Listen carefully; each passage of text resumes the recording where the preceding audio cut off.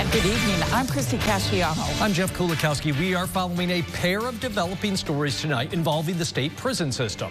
We are learning a few more details about the death of an inmate this weekend at Mid-State Correctional Facility in Oneida County. We're also continuing to follow the correction officers' strikes at Auburn Correctional and about 30 other state prisons, despite New York State trying to get tougher and force officers back to work.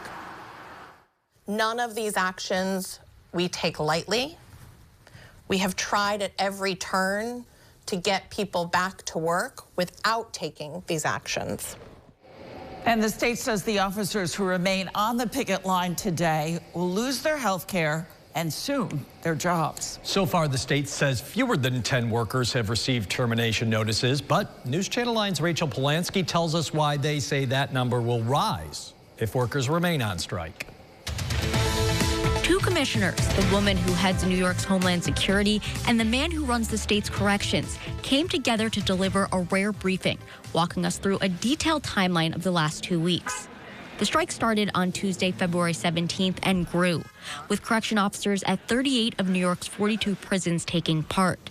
Governor Kathy Hochul called in members of the National Guard on Tuesday, February 18th. Then a memo was sent on Thursday, February 20th, offering anyone on the picket line amnesty to return to their jobs.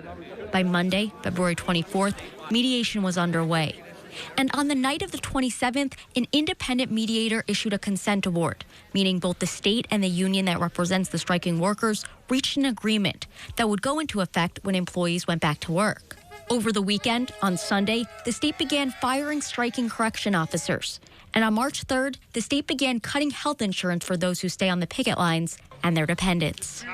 We want to encourage the corrections officers and the sergeants who haven't come back yet to come back.